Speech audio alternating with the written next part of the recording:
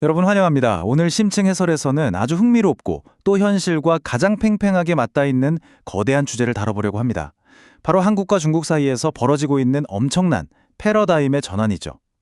자, 이 복잡하게 얽힌 지정학적 퍼즐, 지금부터 하나하나 맞춰볼까요? 오늘 우리가 짚어볼 핵심 내용들입니다. 허니문의 종말, 파트너에서 경쟁자로의 변화, 강압의 그림자, 대만발 위기 시나리오, 북한이라는 핵심 변수, 그리고 마지막으로 동맹의 미래까지. 다룰 내용이 꽤 많아 보이지만 아주 명쾌하고 자연스럽게 짚어드릴 테니 끝까지 따라와 주세요. 첫 번째 파트, 1번 허니문의 종말, 낙관주의에서 현실로입니다. 두 나라가 처음 손을 맞잡고 수교를 맺었던 1990년대로 잠시 시간여행을 떠나보겠습니다. 1992년 당시 경제지표를 보면 진짜 깜짝 놀라실 겁니다. 한국의 1인당 GDP가 7,600달러였을 때 중국은 고작 360달러에 불과했거든요. 와, 정말 어마어마한 차이죠?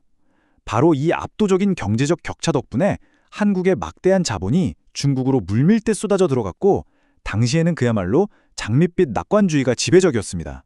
이 극적인 변화를 가장 잘 보여주는 게 바로 이 비교입니다. 과거에는 서로 부족한 부분을 완벽하게 채워주는 수직적 상호보완 관계였거든요. 톱니바퀴가 딱 맞물려 돌아가듯이요. 그런데 지금은 어떨까요?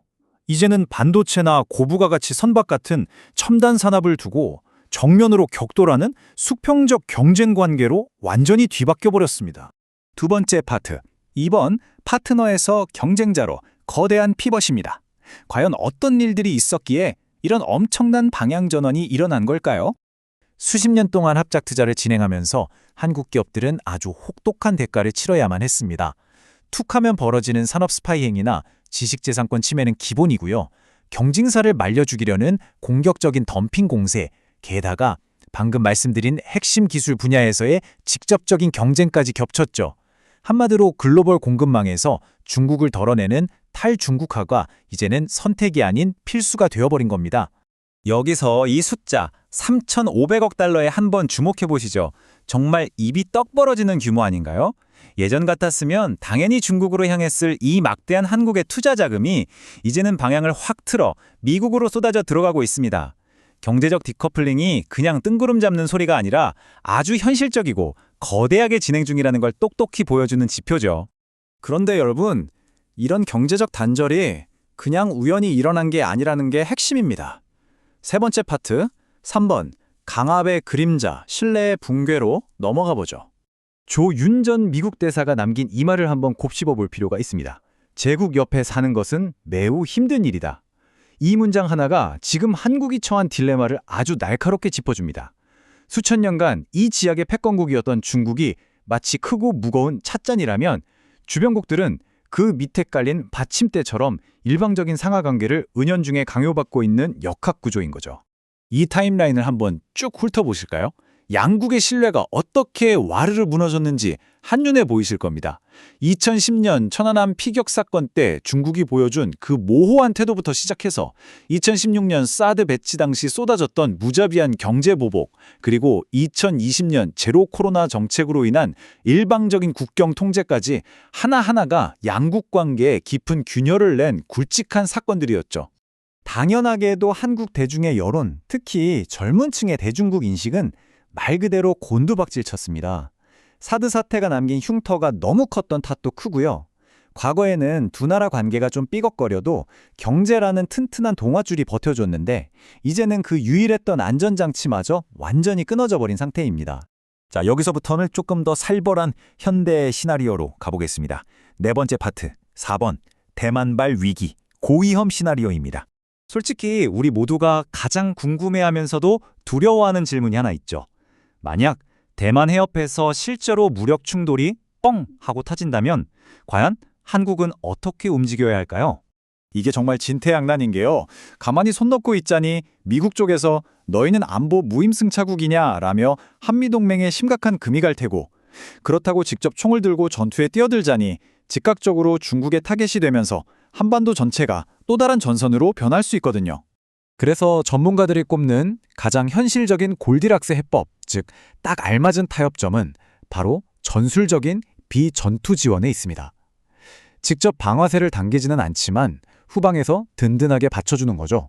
장비나 탄약을 대주거나 민간인 대피를 돕고 파손된 군함이나 전투기를 수리할 수 있는 시설을 제공하는 식으로 총을 쏘지 않으면서도 필수적인 기여를 하는 겁니다.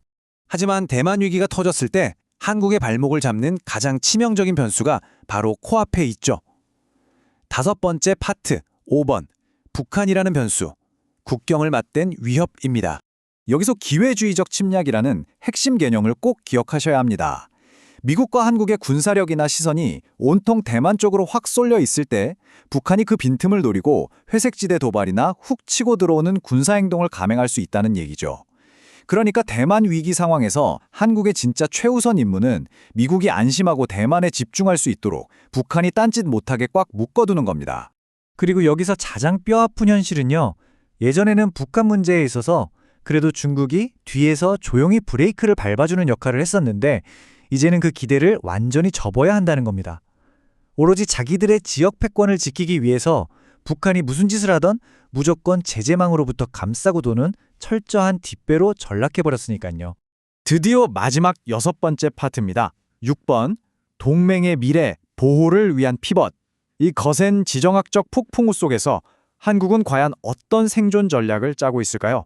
한국은 지금 이런 불확실성에 맞서 아주 영리하게 움직이고 있습니다.